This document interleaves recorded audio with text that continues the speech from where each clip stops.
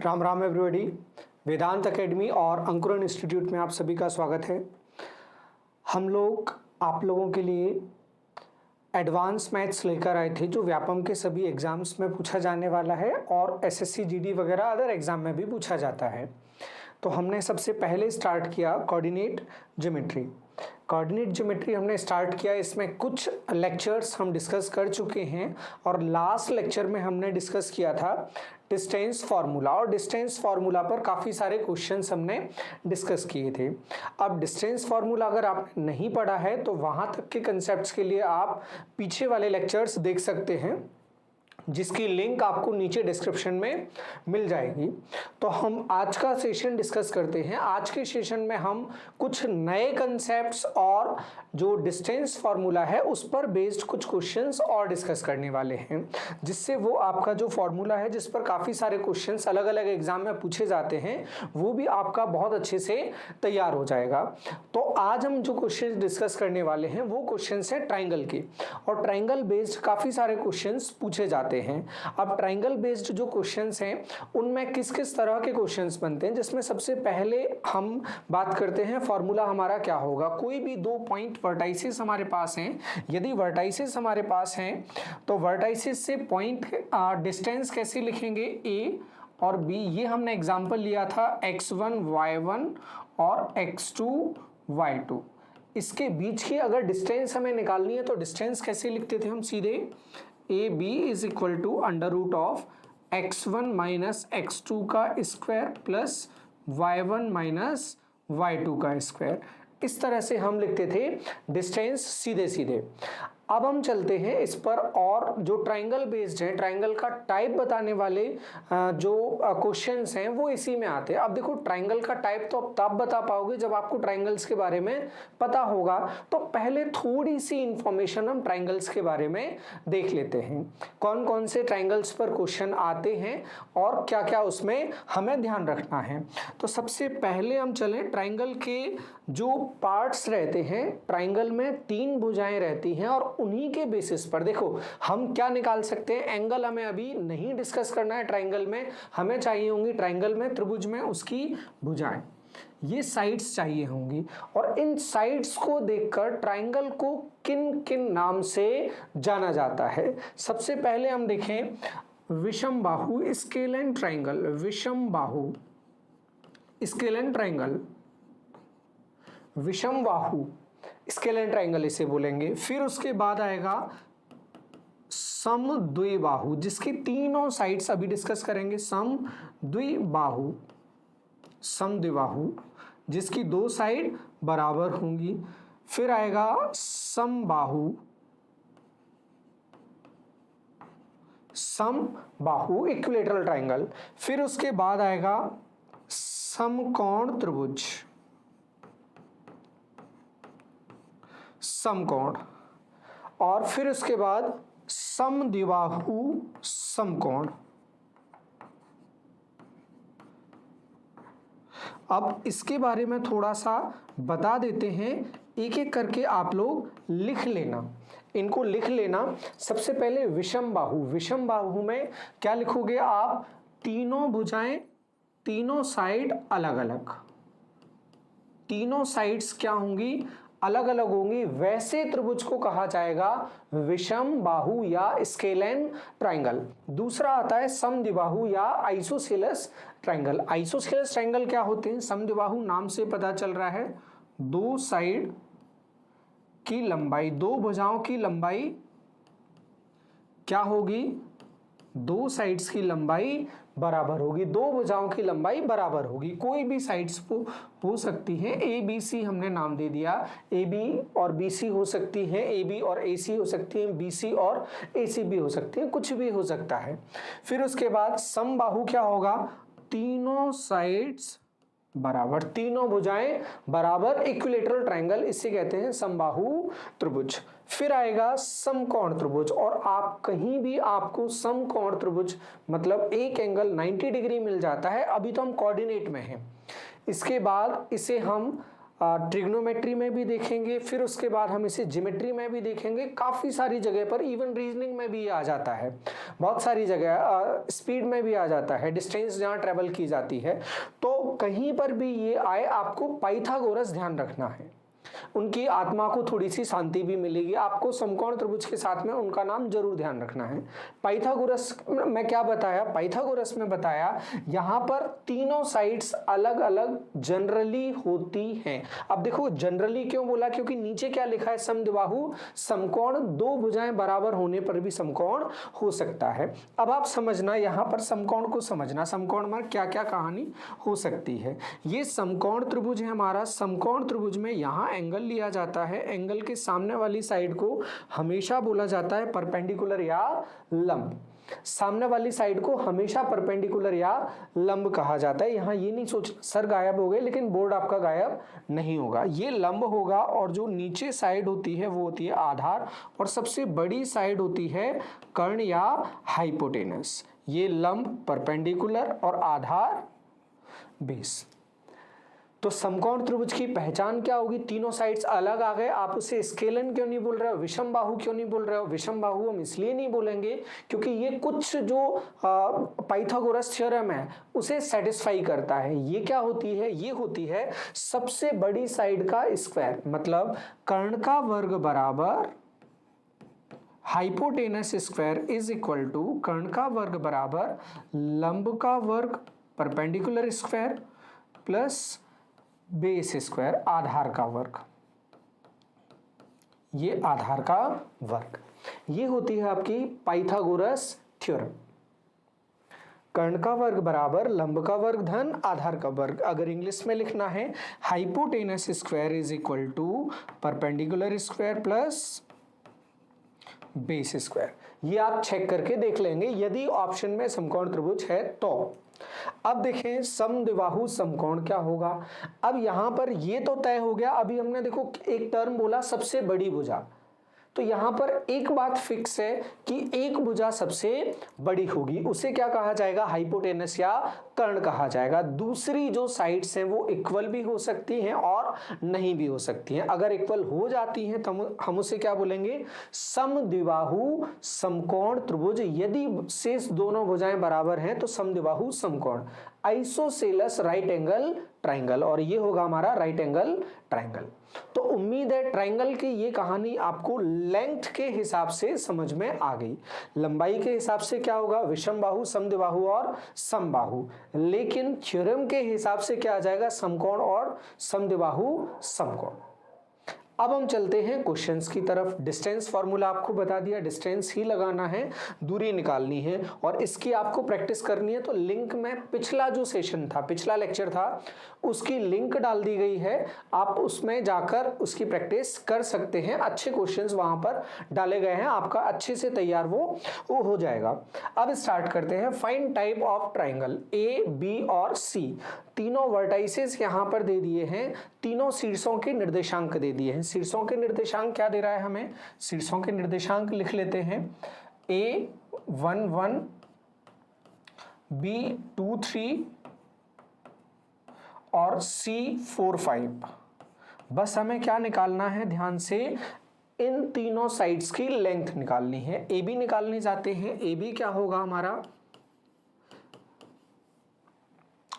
इसमें से इसे माइनस करके स्क्वायर करके लिखते जाते हैं। दो में से एक घटाओगे एक बचेगा, एक का वर्ग एक, फिर तीन में से एक घटाओगे कितना बचेगा, दो बचेगा, दो का वर्ग, टू का स्क्वायर 4, ये आ जाएगा under root of 5, under root 5 आ जाएगा।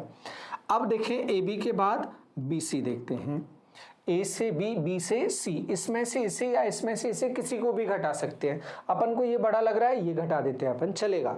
4 में से क्या घटाना है, 4 माइनस 2, 2 का स्क्वायर 4, फिर उसके बाद 5 माइनस 3, 5 में से 3 घटाओगे 2 बचेगा, फिर 2 का वर्ग 4,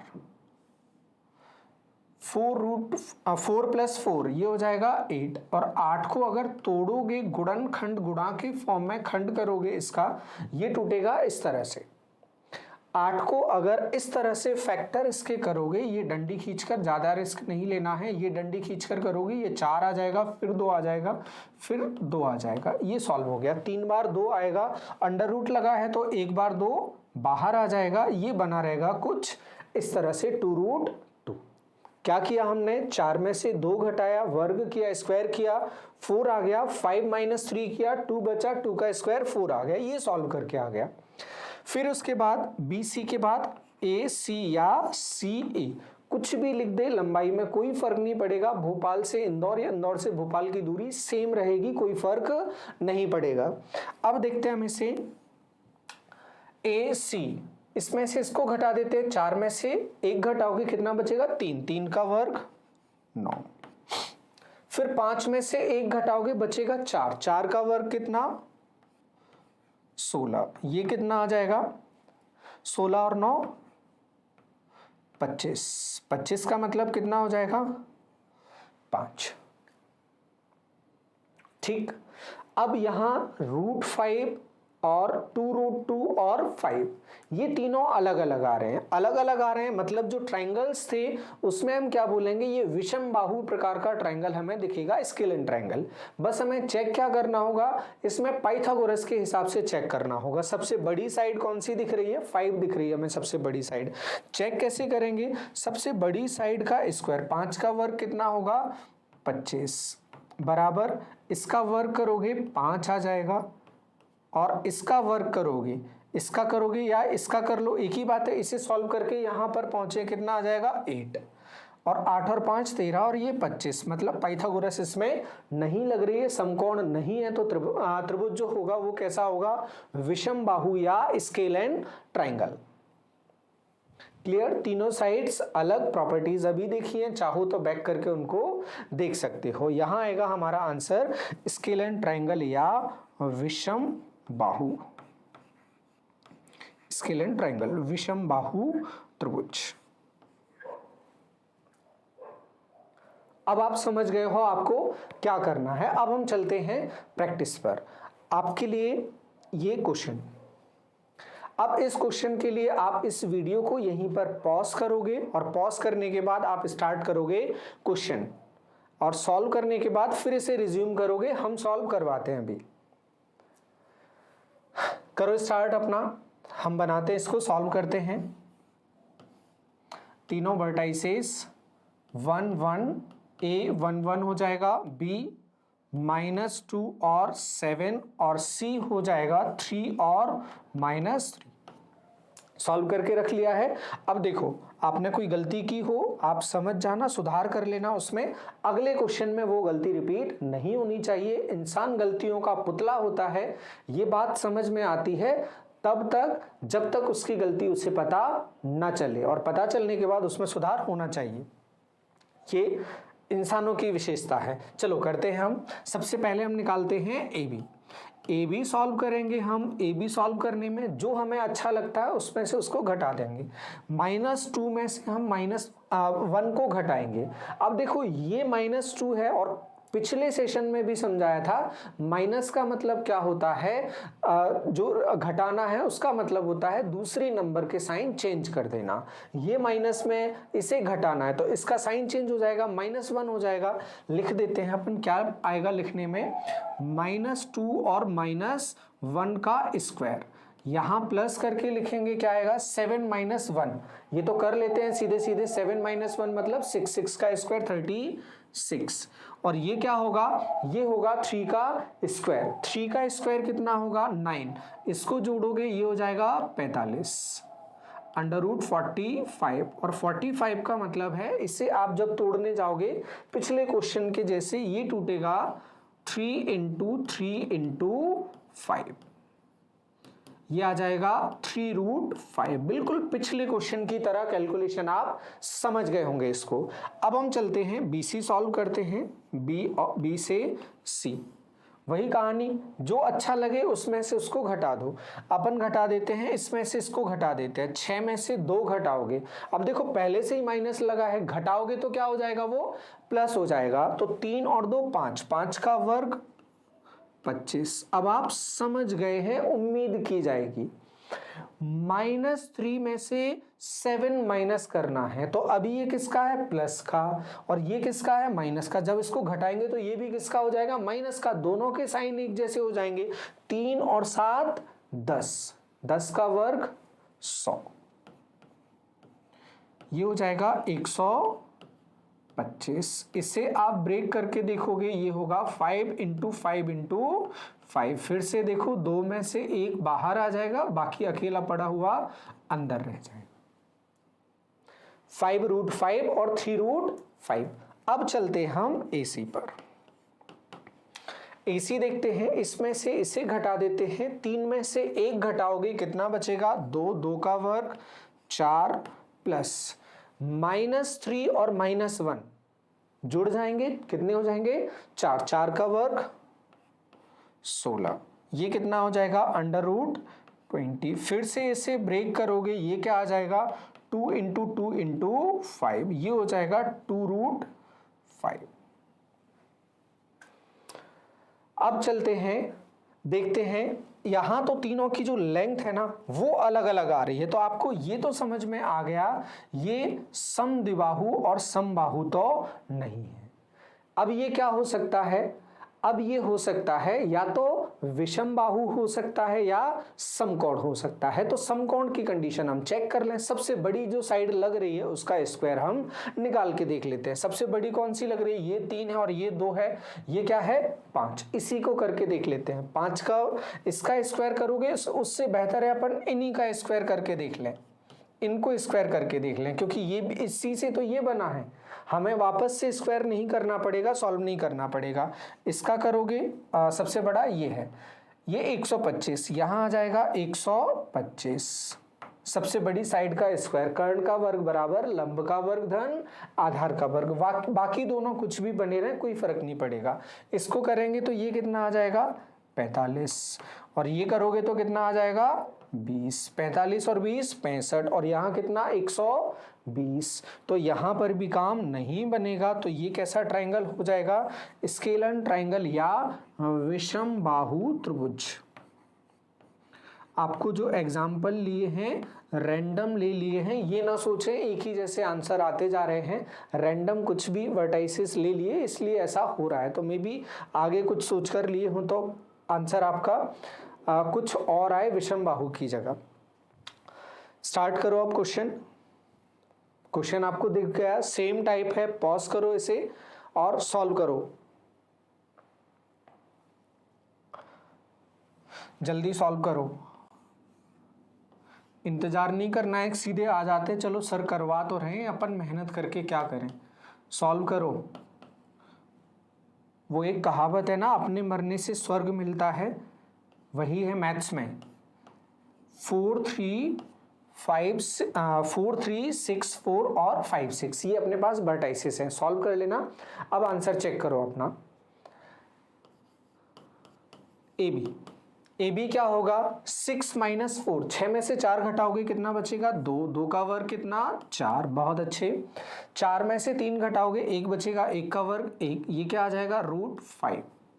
बढ़िया, अगर आपका इतना आया है BC, बी से सी तक निकालते हैं। बी से सी तक जो बड़ा लग रहा है या जो छोटा लग रहा है, जो अच्छा लग रहा है वो घटा दो। 6 में से 5 घटा दो, 6 - 5 मतलब 1, 1 बचेगा, 1 का वर्ग, 1 का 1 का स्क्वायर 1 रहेगा। 4 में से 6 घटाओगे 2 बचेगा, 2 का वर्ग 4, क्या आ जाएगा √5। अब देखो यहां से आइसोसेलेस तो दिख रहा है, समबाहु तो कम से कम दिख रहा है, समद्विबाहु 2 भुजाएं बराबर तो दिख रही हैं। चलते हैं तीसरे पर, जो भी हो। 5 6 में से 4 3 घटाना है, AC निकालना है। किसी में से भी किसको, 5 में से 4 घटाओगे बचेगा 1, 1 का स्क्वायर क्या होगा 1। फिर 6 - 3 करोगे क्या आएगा 3, 3 का वर्ग 9, ये आ जाएगा √10। ये क्लियर। अब यहाँ √5 और 10 समद्विबाहु तो तय हो गया, बस चेक क्या करना है, पाइथागोरस चेक करना है। तो चेक कर लेते हैं पाइथागोरस। सबसे बड़ी साइड का स्क्वायर इज इक्वल टू दोनों का स्क्वायर करके प्लस करना है। देख लेते हैं कहीं कुछ निकल आए। 10 का √10 का स्क्वायर 10 इज इक्वल टू इसका स्क्वायर 5 और ऊपर वाले का स्क्वायर 5, 10 इज इक्वल टू 10, मतलब ये सेटिस्फाई कर रहा है। तो इसका जो ट्राइंगल होगा वो कौन सा होगा, समद्विबाहु तो है लेकिन ये समकोण की भी कंडीशन फुलफिल कर रहा है, तो इसे हम क्या बोलेंगे, समद्विबाहु समकोण, समद्विबाहु isosceles right angle triangle, English में समद्विबाहु समकोण, आइसोसेलेस राइट एंगल ट्राइंगल, ये आपका आंसर बनेगा। जिस भी ऑप्शन में आपके क्वेश्चन में होगा आप लगा सकते हो। यहाँ आपको ऑप्शंस नहीं डालकर दिए हैं, ऑप्शंस के लिए जो प्रीवियस हम सॉल्व करेंगे वहाँ आपको ऑप्शंस दिए जाएंगे, भरपूर आप तुक्का भी लगा के अपनी किस्मत चेक कर सकते हैं आप कितनी किस्मत वाले हैं। चलो अगला क्वेश्चन करो जल्दी, सभी लोग जल्दी आंसर निकालो।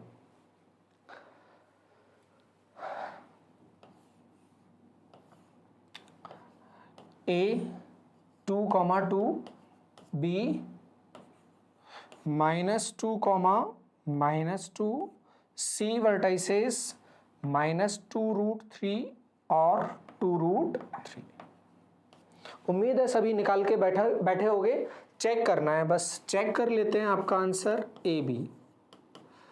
-2 में से -2 को घटाना है तो ये भी क्या हो जाएगा, -2 हो जाएगा, क्योंकि इसको घटा रहे हैं अपन, तो दोनों जुड़ जाएंगे, कितना हो जाएगा 4, और 4 का वर्ग कितना होता है 16, स्क्वायर करके यहाँ लिखना है। -2 में से फिर वही कहानी रिपीट हो रही है, देखो हाँ ठीक है सब, कितना हो जाएगा ये 16 कितना होगा 32, 32, और इस 32 का मतलब होता है आप वापस फैक्टर करोगे ये 2 आएगा इसमें 5 बार, हमें याद है, प्रैक्टिस करते करते याद हो गया, इसलिए ये सीधे लिख पा रहे हैं हम। ये 5 बार आ जाएगा तो बाहर कितनी बार निकलेगा, 2 बार बाहर निकलेगा, एक बार 2 और दूसरी बार 2, और अंदर बचेगा 1 बार, ये हो जाएगा 4√5। ये पहली साइड हमें पता चल गई। अब चलते हम दूसरी साइड पर जल्दी से। दूसरी साइड देखो, हाँ अब इसको घटाने में प्रॉब्लम जाएगा, स्क्वायर करना पड़ेगा, फिर इसको घटाने में भी स्क्वायर करना पड़ेगा, ये तो लंबा काम हो जाएगा। इसके वर्टाइसेस और चेंज कर लेते हैं, वर्टाइसेस चेंज कर लेते हैं इसके, बहुत लंबा हो जाएगा सॉल्व करने में। हाँ हम अभी लंबा करने के, इसको क्वेश्चन को लंबा करने के मूड में नहीं है, आपको सिखाना है, तो इसे हम ले लेंगे -2 और 2, -2 और 2 ले लिया इसको, -2 और 2 ले लिया। C को सॉल्व करते हैं। अब हमें निकालना है BC, इसमें से इसको घटाओगे, दोनों एक जैसे दिख रहे हैं, घटाओगे क्या हो जाएगा 0, फिर प्लस किया, -2 में से क्या घटाओगे 2 घटाओगे, तो ये भी क्या हो जाएगा -2, और एक जैसे जो साइन होते हैं वो जुड़ते हैं, एक जैसे चिन्ह जुड़ जाते हैं, तो 2 और 2 4, 4 का वर्ग कितना 16, ये कितना हो जाएगा √16 का मतलब होगा 2 आएगा इसमें, अच्छा 16, सीधे सीधे बाहर क्या आ जाएगा इससे, 16 किसका वर्ग होता है 4 का, 4 का स्क्वायर होता है, या इसको लिखने जाओगे 2 कितनी बार आएगा 4 बार आएगा, 4 बार आएगा तो 2 2 का जोड़ा बना के बाहर निकालोगे, 2 बार निकल आएगा, और 2 दूनी 4, इस तरह से ये हो जाता है, या 4 का वर्ग करोगे 16 आता है इसलिए बाहर आ गया, या इस तरह लिख लो और सिंपल करके ये 4 यूं बाहर आ जाता है।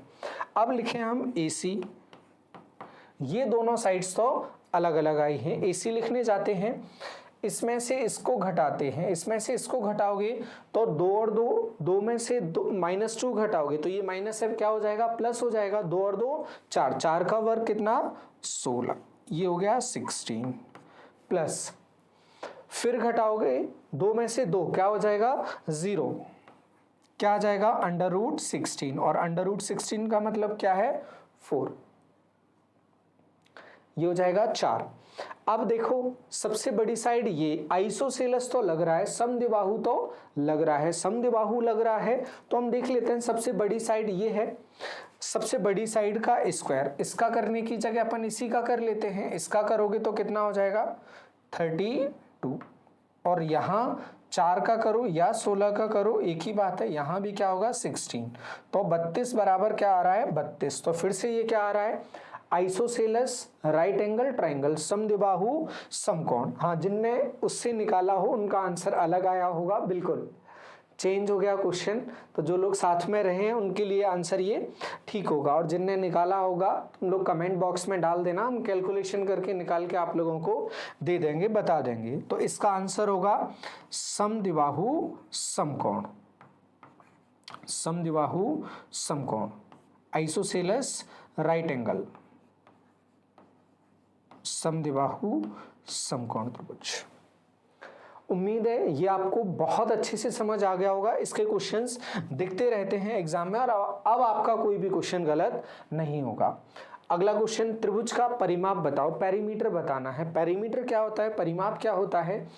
परिमाप या परिमिति दोनों में से कोई भी टर्म मिल जाता है, आप सीधे सीधे समझ जाना आपसे पूछ क्या रहा है। आपसे वो जानना चाहता है उसकी बाउंड्री की लंबाई। हम हमेशा सिंपल लैंग्वेज में हमेशा परिमिति, परिमाप या परिधि को बोलते हैं पूरी बाउंड्री की लंबाई। जिस भी डायग्राम की बात कर रहा है, यहाँ किसकी बात कर रहा है, त्रिभुज की बात कर रहा है, त्रिभुज की बात कर रहा है, ट्रायंगल की बात कर रहा है, तो ये बना दिया, ये ए बी और सी, इसकी बाउंड्री अगर निकालनी है तो ए से बी पे जाओगे, बी से सी जाओगे, सी से ए जाओगे। आप तो बाउंड्री ध्यान रखो, सिंपल सी बात है। तो निकालना क्या है, एक्चुअली में आपको A B plus B C plus C A तीनों की लंबाई निकालनी है, जोड़कर बतानी है, लंबाई निकालनी है। इतनी देर से यही तो कर रहे हो आप, कर दो फिर से।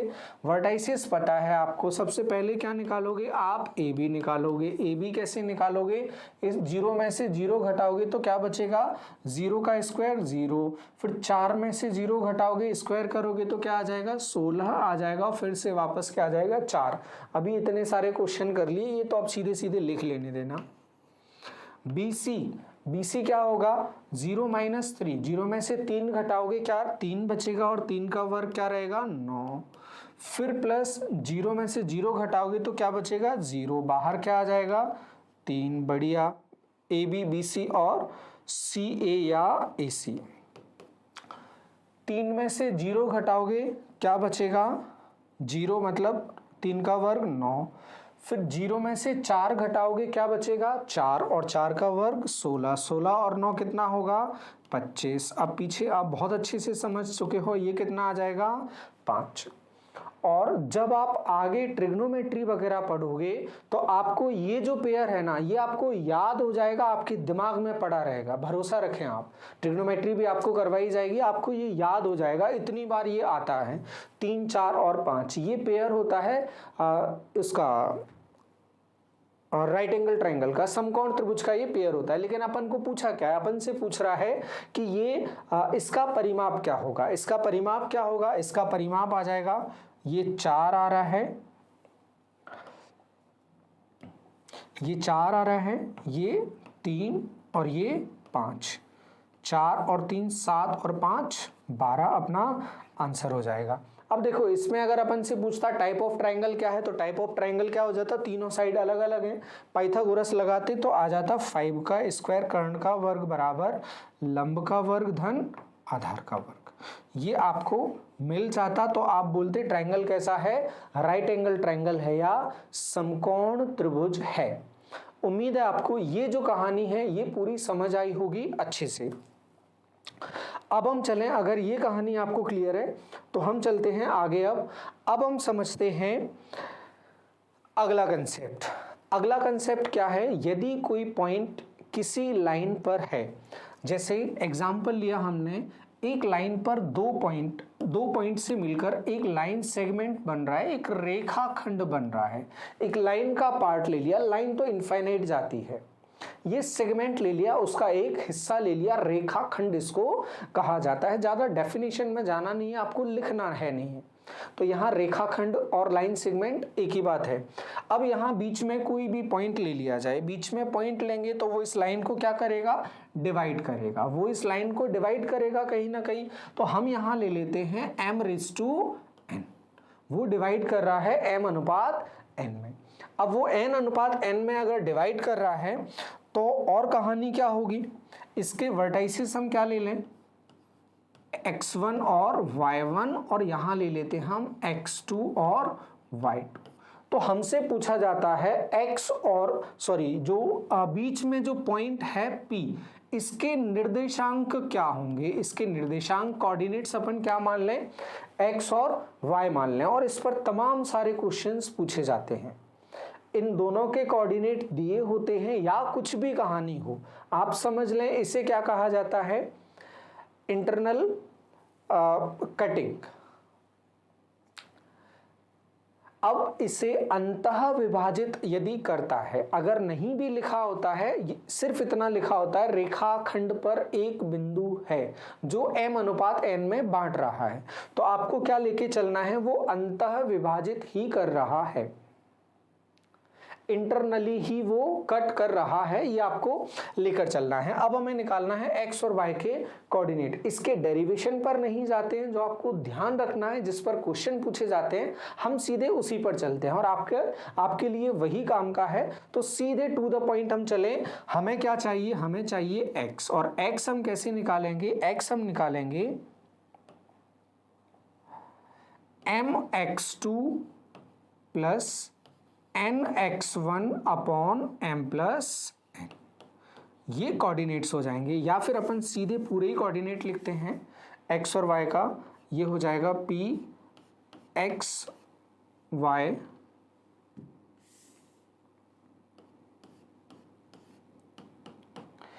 ये हो जाएगा my2 plus ny1 upon m plus n, ये इसकी कहानी बनेगी। इस पॉइंट के कोऑर्डिनेट्स क्या आ जाएंगे, mx2 plus nx1 upon m plus n। देखो m प्लस n दोनों जगह पर है, बस आपको ध्यान क्या रखना है, जो पहला रेशियो है इसके साथ लेना है हमें ये x, और यहां से लेना है हमें ये। जब x लिखेंगे तब हमें ऐसा ही करना है, और जब हम y लिखेंगे तब भी हमें वैसा ही करना है। जब स्टार्ट करेंगे my2, ये जाएगा y2 पर और n जाएगा y1 पर, और नीचे m प्लस n, इसे ध्यान रखना, इसका कोई भी अल्टरनेटिव नहीं है। यदि पेपर में आ गया तो सिर्फ आपको ये पता होना चाहिए, और इसके बाद यदि आपको ये पता है आप इसे ध्यान रखें, और प्रैक्टिस हम इतनी करवा देंगे कि आपको ये याद हो जाएगा, और लगाने में तो कोई भी प्रॉब्लम नहीं आएगी। आप एक बात ध्यान रखना, यदि आप हमसे जुड़े हुए हो तो आपको कम से कम फॉर्मूला अप्लाई करने में कहीं भी प्रॉब्लम नहीं जाएगी। इतने टाइप ऑफ क्वेश्चंस हम कर लेंगे, नंबर ऑफ क्वेश्चन हम कर लेंगे। चलते हैं इसमें क्वेश्चंस किस तरह के पूछे जाते हैं। तो ये आप लोगों के सामने क्वेश्चन है। पहला क्वेश्चन है पॉइंट A45, बिंदु A 4 5 और B 8 ऋण 1 8-1 को मिलाने वाली रेखा को बिंदु P 2:3 में बांटता है। ये रेखाखंड मान लेना आप, 2:3 में बांटता है, तो P के निर्देशांक क्या होंगे। अब यहाँ पर देखो कुछ भी नहीं दिया है, अंदर काट रहा है बाहर काट रहा है, बाहर का भी क्वेश्चंस हैं, वो भी हम डिस्कस करेंगे आप लोगों के साथ में। तो अभी इंटरनल के डिस्कस करने हैं। इंटरनल में अभी क्या बोल रहा है, 2:3, तो सीधे हम बनाते हैं, लाइन बना लेते हैं। ये बना लिया लाइन A और B। यहाँ पर इस पर कोई भी पॉइंट है जो इसे विभाजित कर रहा है, रेशियो कितना, 2:3, 2:3, ये पॉइंट P है।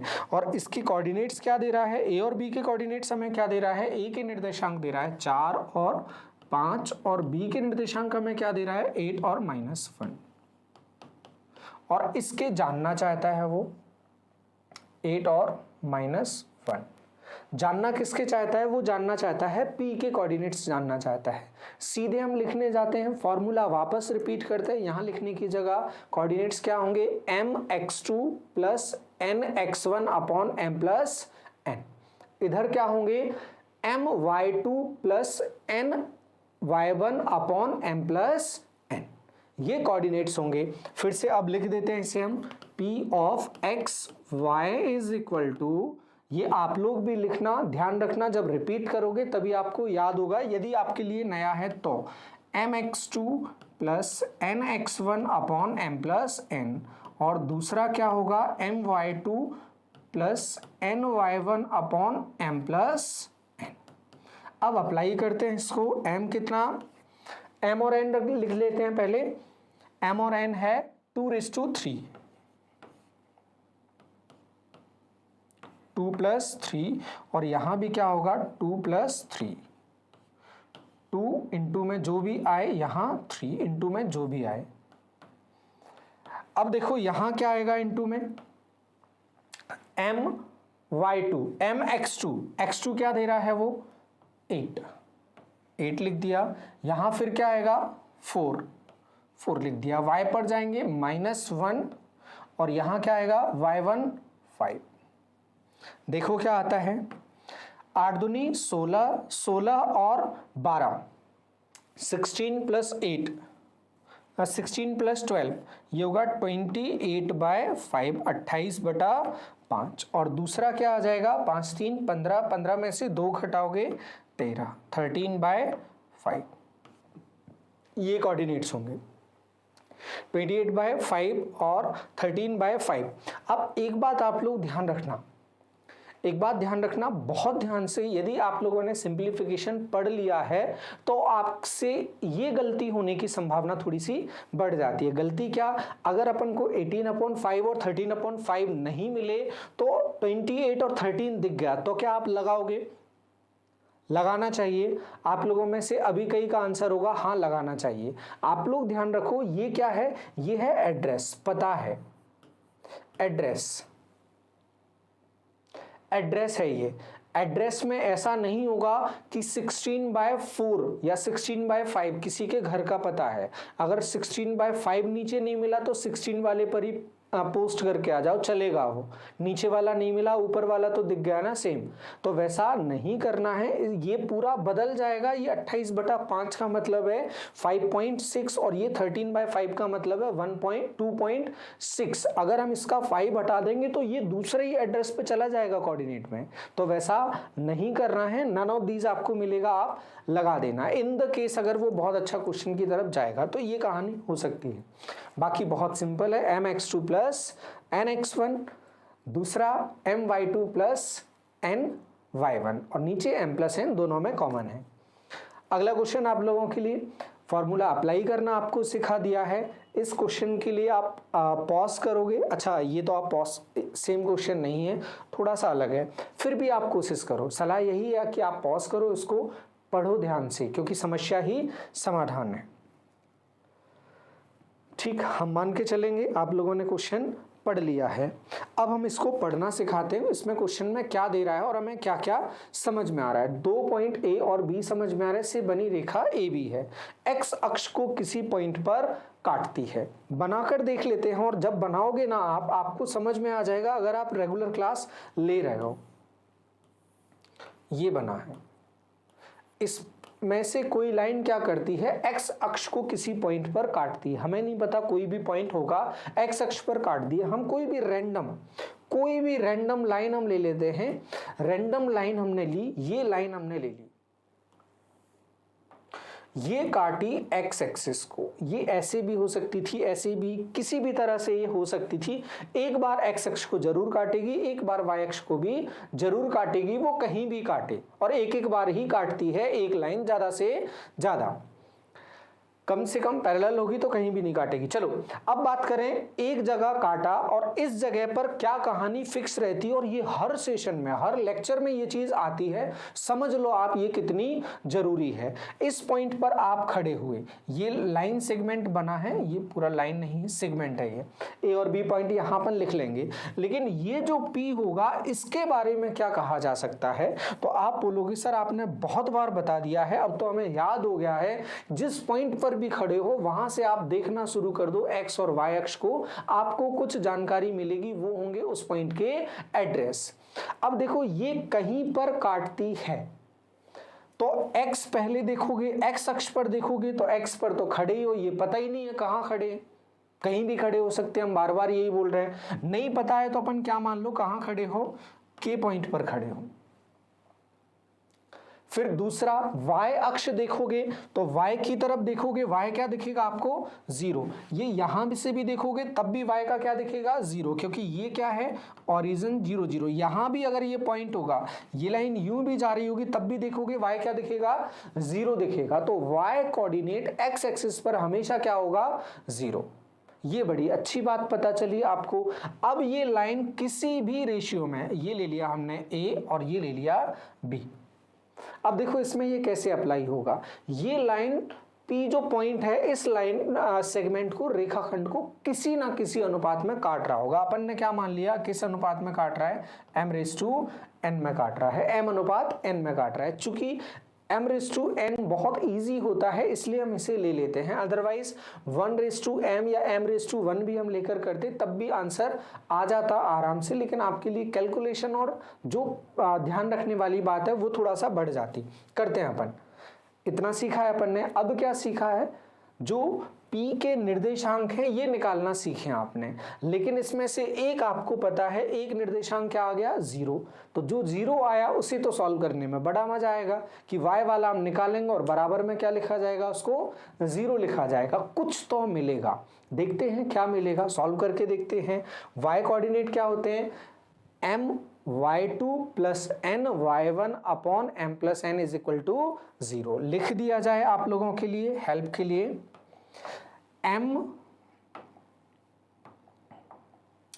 my2 plus n y1 upon m plus n is equal to 0।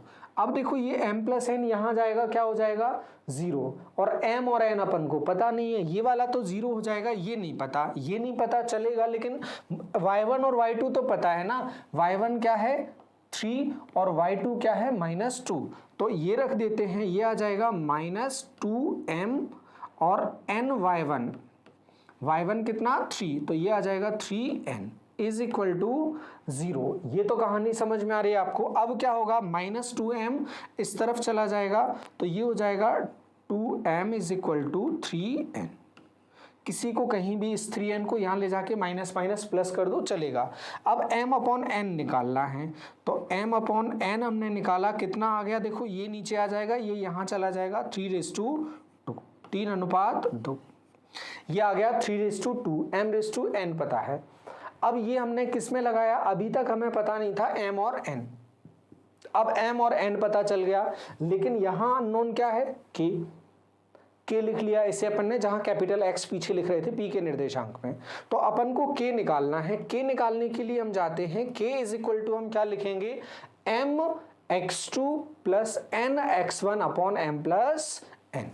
यही फॉर्मूला, बस x लिख जाएगा इनकी जगह पर, m कितना, m आ जाएगा 3, n आ जाएगा 2, नीचे तो आ जाएगा 3 + 2, यहाँ आ जाएगा 3 और यहाँ प्लस साथ में 2, इंटू वाले देखते हैं, x2 क्या है 4, x2 आ रहा है 4, 3 × 4, और x1 क्या आ रहा है -2, ये लिखा -2, 2 दूनी 4, लेकिन किसका, माइनस का, 4 × 12, लेकिन किसका, प्लस का, 12 में से 4 घटाओगे बचेगा 8, 8/5।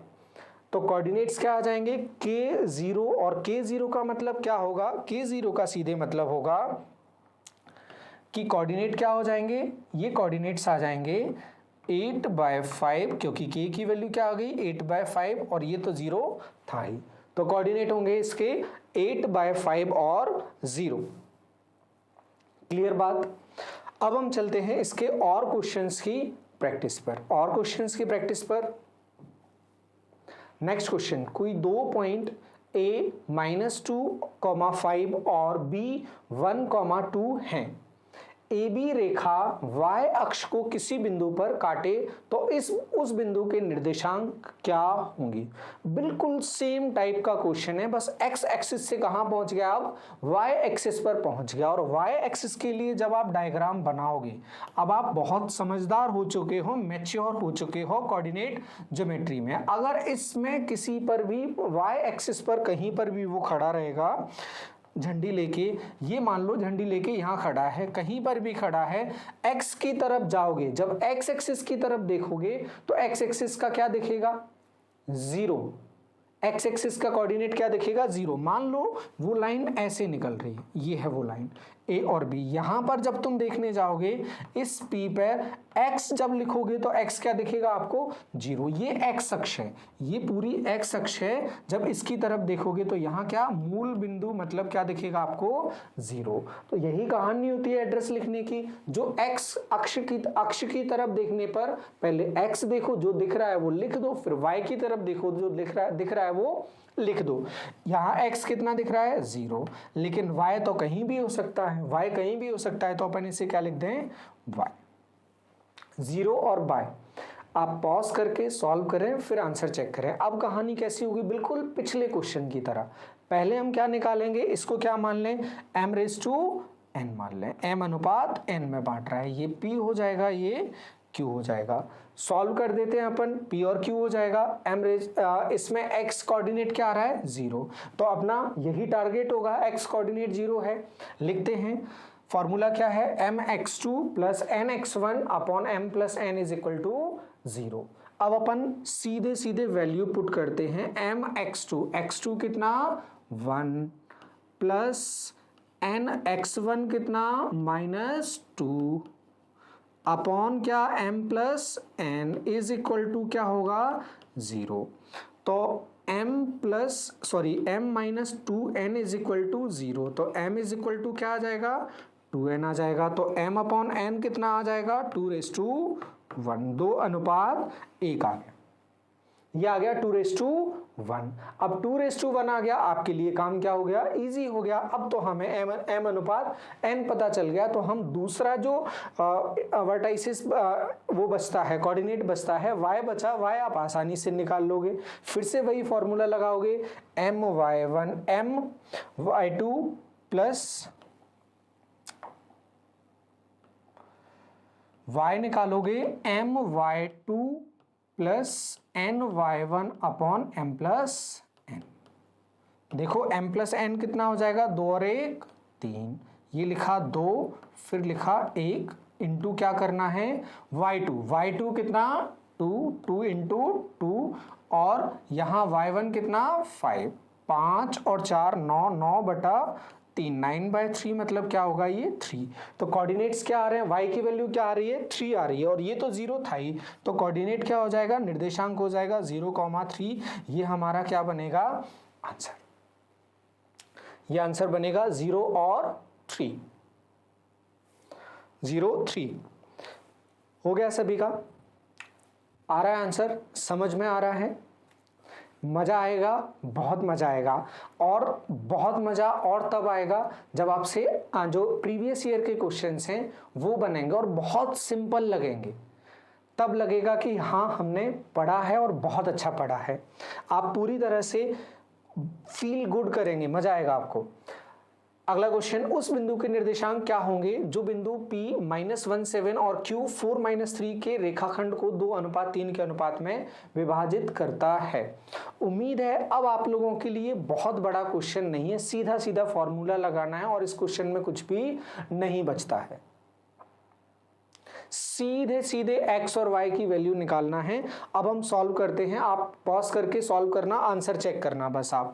अब p ऑफ x y में हम सीधे सीधे x कोऑर्डिनेट लिखते हैं। x कोऑर्डिनेट क्या होगा, mx2 plus nx1 upon m plus n। ये बार बार लिखने का रीजन ये है कि आपके कानों में बार बार जाए तो ये याद हो जाए आपको, तो आपकी जिम्मेदारी भी है, आप इसे रिपीट करते रहोगे। m और n कितना दे रहा है 2:3, 2:3। 2 प्लस 3 लिखा यहाँ पर, ये लिखा 2 और यहाँ लिख लिया 3। x2 कितना दे रहा है वो -3, सॉरी x2 दे रहा है वो 4, ये लिखा 4 और x1 कितना दे रहा है -1 इंटू -1, 4 दूनी 8, 8 में से 3 घटाओगे तो क्या बचेगा 5 और नीचे कितना 5, ये निर्देशांक क्या आ गया 1 आ गया। अब चलते हम y कोऑर्डिनेट पर। y कोऑर्डिनेट क्या होगा, my2 plus ny1 upon m plus n। m plus n कितना होगा 2:3 मतलब 2 + 3। फिर से यहाँ 2 लिखा, यहाँ प्लस में 3 इंटू में क्या आएगा y2 कितना दे रहा है आपको -3, y2 लिखा -3 और y1 कितना आएगा आपका, y1 आएगा 7, ये 7, 7 3 21, 21 में से 6 घटाओगे कितना बचेगा 15 और नीचे कितना 15 और नीचे है 5, कितना आ जाएगा 3। देखो कोऑर्डिनेट क्या आ गया, पहले x लिखा जाता है फिर y लिखा जाता है, तो ये जो p ऑफ एक्स वाई आना है ये आ जाएगा आपका एक्स वाई, ये आ जाएगा P1,3, ये आंसर होगा आपका। कोई भी डाउट नहीं होगा, उम्मीद है। अब सिर्फ कैलकुलेशन है तो आप ये कैलकुलेशन कर सकते हैं, जहां लगे आप पीछे करके देख सकते हैं। अब चलते हैं सेकंड लास्ट क्वेश्चन, बिल्कुल खत्म होने वाली है क्लास, अभी बस सेकंड लास्ट क्वेश्चन है, इसके बाद एक क्वेश्चन और है। स्लाइड में वहां जरूर 16 दिख रहा है लेकिन 16 नहीं है। बिंदु P -3,10 और Q 6,-8 से बने रेखाखंड को बिंदु R -1,6 किस अनुपात में विभाजित करता है। अब ये सीधे सीधे किसका क्वेश्चन आ जाएगा, सॉल्व करने का, कैलकुलेशन का क्वेश्चन है। आपको बस लिखना है ये क्या दे रहा है, जो P था अपना x और y कोऑर्डिनेट जिसके फॉर्मूले हमने निकाले थे वो क्या दे रहा है -1 और 6 दे रहा है हमें, तो सीधे सीधे हम फॉर्मूले लिखने चलते हैं अपना P ऑफ एक्स वाई का। तो -1 ये किसका निर्देशांक है, x का, -1 ये क्या होगा mx2 plus nx1 upon m+n। दूसरा इसे हम सॉल्व करते हैं, इससे कुछ तो मिलेगा, ये आ जाएगा -m -n, m और n तो अपन को पता नहीं है, वही तो हमें सॉल्व करना है। mx2 और x1 और x1 क्या दे रहा है, x2 दे रहा है 6 और x1 दे रहा है -3। x2 की जगह 6 लिखेंगे तो 6m हो जाएगा और x1 की जगह हम क्या लिखेंगे, x1 की जगह लिखेंगे -3 लिखेंगे तो -3n हो जाएगा, -3n हो जाएगा, -3n यहाँ जाएगा तो प्लस का 3n हो जाएगा, प्लस का 3n होगा तो इसे घटाओगे क्या आ जाएगा, इसे घटाया हमने -3n में से, इसको घटाओगे n घटाओगे तो क्या बचेगा 2n बचेगा और यहाँ ले जाओगे -m को ले जाओगे तो इस तरफ जाके +m हो जाएगा 7। तो m⁻n क्या आ जाएगा, ये नीचे आ जाएगा 2:7, 2:7। n को यहाँ नीचे ले आओ, 7 को यहाँ नीचे ले जाओ, 2:7। दूसरे वाले को भी सॉल्व करोगे, यही कहानी आपके पास वापस से रिपीट हो जाएगी, 2:7। तो ये आ गया अनुपात 2:7। अब आगे चलें, लास्ट क्वेश्चन आप लोगों के लिए, फिर से वही बात, आपको अगर समझ में आ रहा है तो आप क्या करेंगे, इसे पॉज करेंगे और आंसर निकालेंगे और फिर उसके बाद इसे रिज्यूम करके देखेंगे। पढ़ो क्वेश्चन पूरा, हाँ ट्राई करो। अब हम सॉल्व करते हैं इसको। हमसे क्या पूछ रहा है, वो a के बारे में पूछ रहा है, जानकारी a के बारे में पूछ रहा है और m⁻n ना देकर वो सीधे ये पॉइंट दे रहा है, मतलब पीछे हमारा काम आधा सॉल्व करने से चल गया था। y के लिए भी सॉल्व करने जाते तब भी 2:7 आ जाता, लेकिन यहाँ पर हमें क्या करना है, m⁻n निकालना है पहले, फिर उसे अप्लाई करना है दूसरे कोऑर्डिनेट के लिए, क्योंकि अपन से दूसरा कोऑर्डिनेट पूछ रहा है। बिल्कुल वैसे ही क्वेश्चन है जैसे x अक्ष या y अक्ष पर ये रेखाखंड काट रहा था, तब हमने 0 पुट करके सॉल्व किया था। यदि यहां पर इतना समझ गए हो फिर भी पॉज करके आंसर निकालो, एटलीस्ट कैलकुलेशन सीखोगे आप लोग। तो करो स्टार्ट, करते हैं हम लोग भी स्टार्ट। पहले हमें ये यूज करना है, गिवन है, क्या दे रहा है वो, इस तरह से कुछ कहानी दे रहा है, इस पॉइंट पर है और इस पॉइंट के कोऑर्डिनेट क्या दे रहा है, -3 और a दे रहा है, ये a और b और ये पॉइंट है P। ये अपन को सॉल्व करना पड़ता था और यहाँ अपन बीच में रेशियो m⁻n लेती थी। अब m⁻n अपन पहले निकाल लेंगे, उसके बाद यूज अपन उसे कर लेंगे। तो m⁻n दे रहा है और यहाँ अपने को दे रहा है x की वैल्यू, तो x क्या होगा, -3 = mx2, m नहीं दे रहा है लेकिन x2 तो पता है कितना है, -2 और प्लस nx1, x1 पता है -5, नीचे m+n, इसको यहाँ ले जाओगे -3m is equal to -2m और -5n। देखते हैं -5n यहाँ जाएगा, -5n यहाँ जाएगा तो प्लस का 5n हो जाएगा। 5 में से 3n घटाओगे तो क्या बचेगा 2n। ये -3m यहाँ जाएगा प्लस का 3m, और प्लस के 3m में से पहले से जो स्थित है, पहले से उपस्थित है -2m, ये घटाओगे तो क्या बचेगा m। अब इस n को नीचे ले जाओ, क्या बचा 2:1, 2:1। अब क्या करना है, ये 2:1 आया, इसे यूज करना है हमें ये निकालने में। ये निकाल देते हैं। सर वही फॉर्मूला लगना है, लगा दो वही फॉर्मूला, रिपीट हो रहा है बार बार। y is equal to, y की जगह क्या लिखा है यहाँ पर a is equal to my1, m कितना 2 प्लस, नीचे आ जाएगा 2 + 1, my2 कितना 3my2 प्लस ny1 कितना माइनस का 4। देखो कितना बनेगा a, नीचे तो 3 आ जाएगा, 2 × 6, 6 में से 4 जाएगा, 6 में से 4 जाएगा, बचेगा 2, कितना आया 2/3। तो कोऑर्डिनेट क्या बन जाएंगे, ये आ जाएगा -3 और 2/3, ये एक ही वैल्यू आ जाएगी। उम्मीद है आपका ये वाला आंसर भी आ गया होगा। अब आपके इतने सारे आंसर्स आ गए हैं, ये हमने प्रैक्टिस की अभी m⁻n की। इसके बाद हमें बाह्य विभाजन भी पढ़ना है, मध्य बिंदु, केंद्रक वगैरह और सारे टॉपिक्स पढ़ने हैं।